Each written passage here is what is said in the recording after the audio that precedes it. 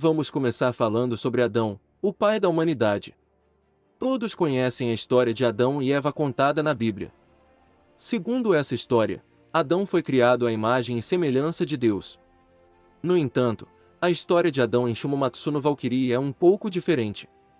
Mas antes de contá-la, deixe-me explicar um pouco sobre o mangá. Shumamatsu no Valkyrie é um mangá de ação e luta que se passa em um cenário de diversas mitologias. Nele, os deuses decidem acabar com a humanidade, mas são impedidos pela intervenção das Valquírias. Elas propõem uma competição de lutas entre os deuses e os melhores guerreiros da história da humanidade para decidir o destino da humanidade. A história segue a trajetória dos guerreiros escolhidos, incluindo figuras históricas como Adão, Leônidas e Nikola Tesla, enquanto enfrentam diversos deuses poderosos em uma série de batalhas decisivas. Agora, voltando à história de Adão em Shumamatsu no Valkyrie, podemos ver que ela é quase igual à da Bíblia, com a exceção de que Eva não comeu o fruto proibido. Em vez disso, a serpente tentou tomá-la para si. Quando não conseguiu, ela resolveu acusar Eva de ter comido o fruto proibido. Eva, então, foi para o tribunal dos deuses e foi expulsa do paraíso. Adão, como um bom marido, defendeu sua esposa, e acabou colhendo todos os frutos proibidos, os mordendo e cuspindo. Renunciando os deuses e abandonando o paraíso junto com sua esposa. Os deuses ficaram surpresos com isso, principalmente a serpente, que achou que havia vencido. No entanto, ela acabou sendo humilhada por Adão após tentar atacar Adão, que mostrou ser um guerreiro formidável. Depois disso, a história segue seu curso normal, com Adão e Eva tendo filhos e séculos depois, Adão sendo trazido de volta para proteger seus descendentes. E ele conseguiu fazer algo que talvez o Adão do nosso mundo não conseguisse: unir toda a humanidade. Adão lutou contra Zeus e humilhou o pai dos deuses, usando sua habilidade especial, os olhos do Senhor, que permitem a ele imitar os poderes de seus oponentes. No final, Adão acabou perdendo e morrendo por causa de seu próprio poder. Na minha opinião, o Adão foi um personagem muito bem escrito, mesmo sendo diferente do original. É importante ressaltar que foi apenas uma inspiração, então não leve para o coração.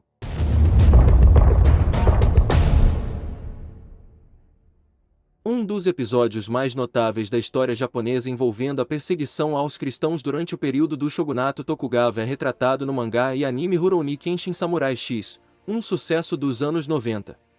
O enredo apresenta o personagem Sogamakusa, baseado em um jovem devoto que se insurgiu contra a opressão do seu senhor feudal. Aqui vai o resumo sobre a história do período shogunato Tokugawa para quem não conhece. O período do shogunato Tokugawa ocorreu no Japão entre 1603 e 1868. Foi um período de estabilidade política, econômica e social, marcado pelo fortalecimento do governo central, liderado pelos shoguns Tokugawa, que promoveram um sistema de governo feudal. Durante o período Tokugawa, o cristianismo foi introduzido no Japão pelos missionários europeus, principalmente os jesuítas. Embora inicialmente bem-vindos, os missionários foram vistos como uma ameaça pelo governo Tokugawa, que viu o cristianismo como uma influência estrangeira que poderia minar a autoridade do governo. Em 1639, o governo Tokugawa emitiu uma ordem que proibia a entrada de missionários estrangeiros no país, bem como a prática do cristianismo pelos japoneses. Essa política foi conhecida como Sakoku, que significa país fechado. A punição para aqueles que violassem essa ordem era a morte. O Sakoku durou mais de 200 anos e o cristianismo foi efetivamente erradicado do Japão. Foi somente em 1873 que o governo japonês levantou a proibição do cristianismo e permitiu a entrada de missionários estrangeiros no país novamente. Hoje em dia, o cristianismo é uma das religiões minoritárias no Japão. Ao longo dos livros das Crônicas de Nárnia, podemos encontrar várias passagens que apresentam semelhanças notáveis com relatos bíblicos. Por exemplo, no livro O Leão, a Feiticeira e o Guarda-Roupa, há o sacrifício na mesa de pedra, em que Aslan, o leão, se entrega por amor às mãos de seus inimigos para ser morto no lugar de Edmundo, o filho de Adão que o havia traído. Esse sacrifício é claramente uma referência ao sacrifício de Cristo, através do qual temos a redenção e a remissão dos pecados, segundo a riqueza da sua graça, conforme descrito em Efésios capítulo 1 versículo 7. Além disso, Aslan fornece sinais que devem ser rigorosamente seguidos para que a jornada seja concluída com sucesso. Esses sinais se assemelham aos mandamentos de Deus que devemos seguir. Esse paralelo é muito semelhante ao que encontramos em Josué capítulo 1 versículo 8, não cesses de falar deste livro da lei, antes medita nele dia e noite, para que tenhas o cuidado de fazer segundo tudo quanto nele está escrito, então farás prosperar o teu caminho e serás bem-sucedido. Esse é só alguns exemplos de referência bíblicas em As Crônicas de Nárnia.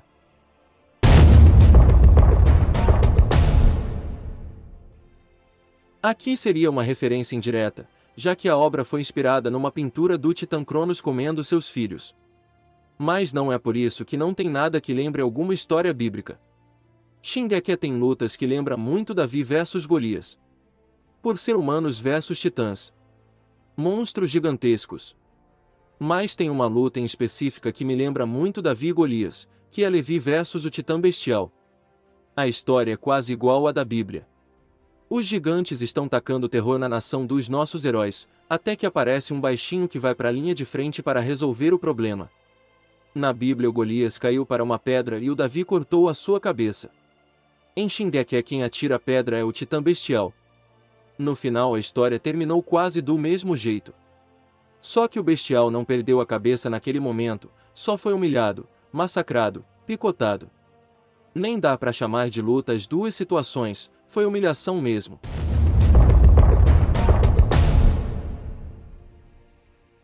No clássico seriado Jiraiya, o incrível ninja de 1988.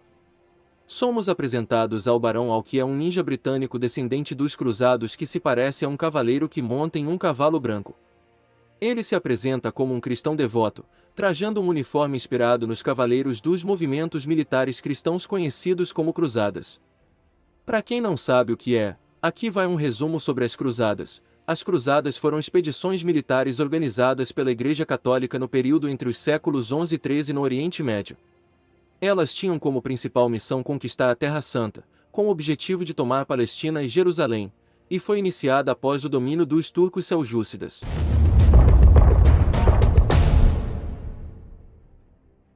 Não sei você, mas a cena em que as pessoas somem após o estalar de dedos do Thanos, me lembra muito o arrebatamento da igreja descrito na Bíblia. O caos que ficou à terra por causa das pessoas que sumiram. Deixando claro que isso é só uma coincidência, eu duvido que os diretores se inspiraram no arrebatamento para fazer o estalar de dedos do Thanos. Mas que parece.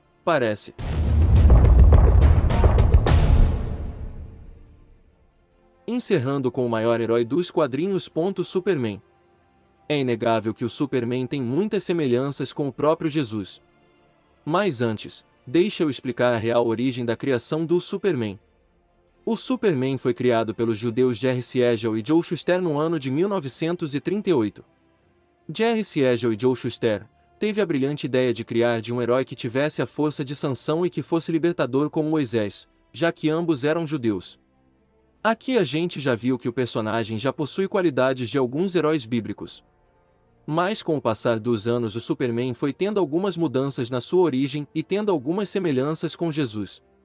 Aqui estão umas. Jesus e Superman têm origens humildes, com pais adotivos que os criaram em famílias simples. Enquanto Jesus nasceu em uma manjedoura e cresceu com José, um carpinteiro, Superman nasceu em Krypton e foi adotado por Marta e Jonathan, uma família de fazendeiros em Salvoville. Ambos também têm inimigos em comum, Zod para Superman, e Satanás para Jesus, que tentou Jesus durante seu jejum no deserto, início da jornada. No Evangelho de Lucas capítulo 3, versos 23, afirma que Jesus tinha 30 anos quando começou seu ministério, se revelando ao mundo. Seu ministério durou 3 anos, quando ele foi crucificado com a idade de 33 anos. No filme Superman de 1978, o herói se revela ao mundo aos 33 anos. Semelhança parecida entre as idades. Origem do nome. Fazer a vontade do pai. No filme O Homem de Aço, quando Clark Kent encontra seu pai biológico, Jor-El, ele é guiado para uma decisão definitiva, ou seja, Clark é levado a cumprir o papel como herói da Terra, segundo os ensinamentos de seu pai.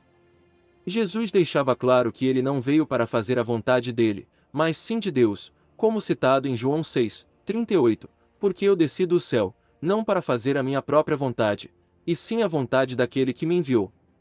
Morte e ressurreição, em cumprimento de sua missão para resgatar a humanidade da condenação eterna, Jesus é o Cordeiro de Deus enviado ao mundo para que todo aquele que nele crer, não pereça, mas tenha vida eterna. Jesus morreu com morte de cruz e ressuscitou ao terceiro dia. No arco do filme Batman vs Superman e Liga da Justiça, vemos o Superman entregando sua vida para matar o Apocalipse. Logo, ele é ressuscitado para poder ajudar a Liga da Justiça a enfrentar um inimigo ainda mais poderoso. A gente vê claras semelhanças entre os dois, principalmente nos filmes.